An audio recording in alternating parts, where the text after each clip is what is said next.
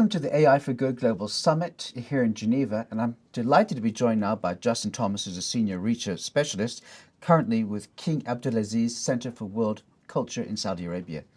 Thank you. Now, you're giving a speech because you're really interested in, I guess, the well-being, psychological well-being of AI.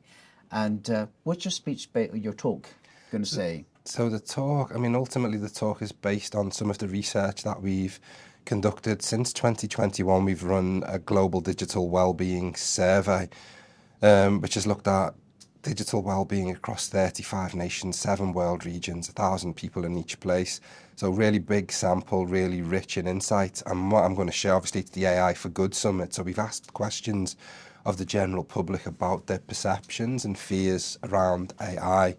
And I think one of the things that jumps out from that immediately is that there are real international differences. So you kind of taking the average score, like how positive or optimistic are people, is useless because it's skewed. There are some nations where optimism is almost at 97%, and other nations where it's as low as 40. And I think this reflects, you can kind of see this idea of a real optimism around AI. There's a lot of optimism and buzz and optimism and kind of almost cheerleader kind of mentality. AI is going to save us.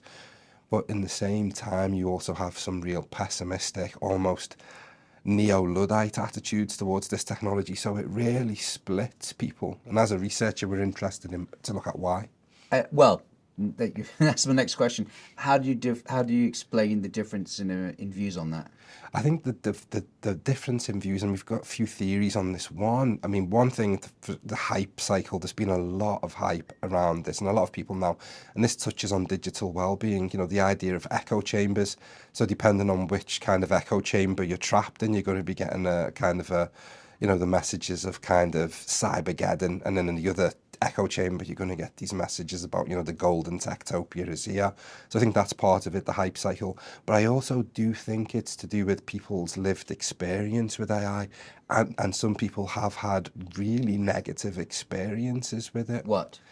As one that comes to mind, one example is there's a guy called Ithra. Ithra Raskin is co-founder of the Center for Humane Technology. He's an AI specialist himself. So when the new AI tools come out, he often tests them. So one of them he tested was called My AI. It was an AI buddy on Snapchat, and he signed up for an account as a 14-year-old girl, and then he told his new AI buddy that he'd met a guy who was in his 30s. So the she's getting a bit confused. Well, this is Asa pretending to be a young girl.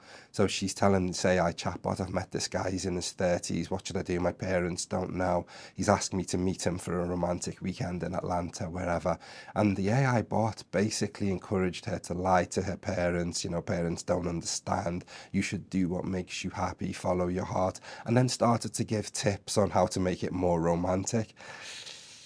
So the ethics of that are just in your face. And that's just because the algorithm was made up in a certain way? It was because, and I think this gets to the heart of it, that these things are rushed out. It's done, and let's get there first. Let's get out there first. Let's get this. Let's get the news, let's get the news cycle. Let's be the first to launch this. And I think this goes to the heart of the challenge to achieve AI for good. And this is not a popular opinion, but we need to slow down. We need to slow down. And in the case you mentioned, it was actually a real 14-year-old girl who used the algorithm as a test. No. This was a 30, 40-something-year-old man pretending to be a 14-year-old girl. Putting it through the test. Yeah, just to see, because you need to be 14 to sign up, but just to see what kind of advice the algorithm would give to a 14-year-old girl. That's interesting that you're the first I've heard to say this technology needs to be rolled out slower. Yeah. I haven't got skin in the game, so I'm not a tech person. I haven't got a company I haven't got an interest, financial interest. But I think this is when you move at this kind of speed, you have to cut corners, and the corners that are being cut are the things that are going to prevent us from achieving good. I think a good example would be when Siri and Alexa were first rolled out. These are servile chatbots. They're deferential. They're meek and mild-mannered. You can tell Siri go to hell, and she'll respond, how would you like me to get there? But the big thing was they were both females, the female personas, and by default they're female. And that was flagged up. That's perpetuating, gender stereotypes, especially when you consider IBM has a chatbot called Watson, who is kind of, a world-bestriding behemoth of medical knowledge, authoritative and confident, and of course male. So these kind of old world stereotypes are being perpetuated into the new world of AI, and that's because we're going too fast. So they roll back. So Siri is no longer by default female. I'm not sure about Alexa. I know Siri, they definitely kind of half apologized, and the next version of Siri, you can choose the gender. But this is just the example of speed. If you do these things quickly, other things become an afterthought. I mean, at the summit, there's been calls at very high level for trust and inclusion. So people are speaking the same dialogue as you. Yeah, definitely.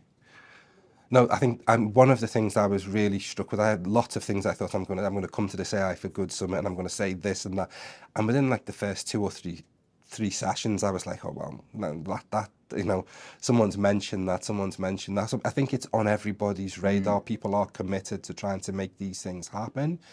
And the knowledge is there. I think there were a couple of people that mentioned AI bias and, the need to tackle that. I met somebody who's talking about the idea of disarmament, and the idea of let's get people to sign up to not use AI militarily. Let's work on that now before it's already too far out there. So I think there's lots of positive, intentions.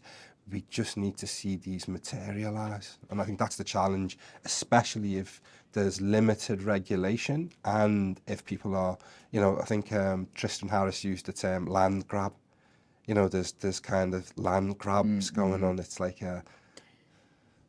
we could talk about this for hours. Yeah, no, it's a topic that, and I think this is a pivotal moment in human society. It really is that big, and I think for me, if we are to get the most out of this, and we can get a lot of, or we run the risk of just perpetuating and even amplifying old world biases, old world inequalities. In this new world, we have a window, we have a moment to try and do something different. I think there's a statement, I don't know who it's attributed to various people, but the statement is, if the cannibal now orders his meals online and has them delivered by drone, is that progress? Let me think about that afterwards again. That'll soak in. That's soak in. Is that really progress? Do we want to perpetuate that in the new world? Justin Thomas from Ithra, thanks so much for your insight. Thank you so much. Really appreciate it. Thank you. And we'll have much more coming up on the AI for Good channel here, so do stay tuned for more.